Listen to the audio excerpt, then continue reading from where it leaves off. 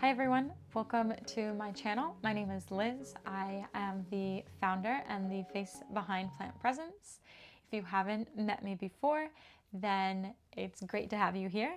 For any of you return viewers, thank you for coming back and thank you so much for being here with me along this journey.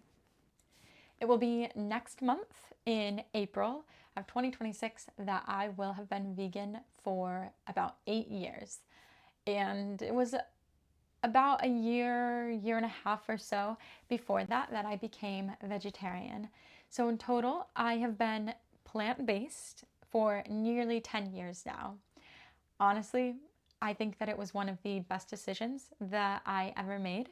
And I wanted to talk to you a little bit about what inspired that decision, because obviously I have not been plant-based my whole life. It was something I chose, and I want to talk to you about what got me there. So I want to start a little bit by talking about before that. I am from Ohio, and I was born and raised in a very rural area. My dad when we were growing up, my dad raised pigs, chickens, cows, and all of these animals were for food, which meant that they eventually ended up on our plates. It was something that I didn't think too much of when I was a child because it was just very normal in our household. But it was part of my life, and that is, that was how I was raised. It wasn't until I was a teenager and started high school that I started to question that and to have my own opinions on how I should be eating. I remember that I watched a documentary in high school about factory farming. I don't remember which one, otherwise I would share it. But I remember that it showed the pink goo that they make from ground animal parts to create chicken nuggets. If anyone knows which documentary that was, please put it in the comments below. It was after watching that documentary that I decided that I was going to try my best to avoid eating meat that came from animals raised in factory farms. And then it wasn't too long after that I went away off to college. And in college, I started to learn more about environmental issues and to really want to do more to lessen my environmental impact. And when I learned about the environmental impact of animal agriculture, I decided that was one way that I could make a big impact by deciding to no longer eat meat. So when I was around 21, I decided to become vegetarian. It was also while I was 21 that I had the incredible opportunity to study abroad in Costa Rica. And while I was there, I had so much fun.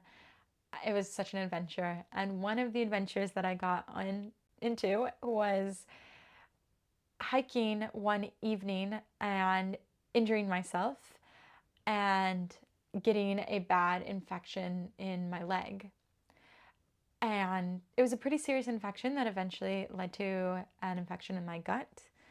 And when I was recovered from both of those, later that year, I started to notice gut issues where I was getting really bad gut pain and I would have really terrible heartburn.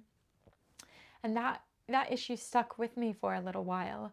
So I went to the doctor and they didn't really know what was causing that issue, but they provided me a medication to help me produce less stomach acid so I would have less stomach upset. Around that same time, I was living with my younger sister, and she had decided that she wanted to become vegan. And my family is a bit unique because despite the fact that we were raised eating meat, my older sister had been vegan for some time, and then my younger sister decided she wanted to become vegan. And I decided that that seemed like a good choice for me too.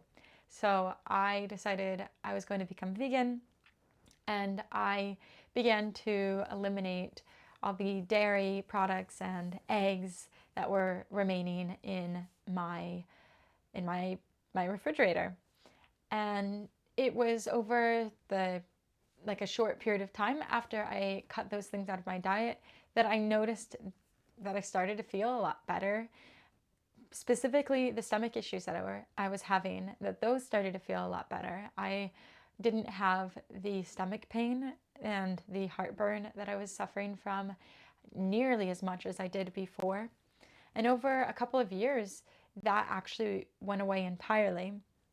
Looking back, I think that I was probably suffering from some sort of gut irritation that may have been related to the infection that I had, and that made it really difficult for me to digest probably the lactose that I ate from consuming cheese.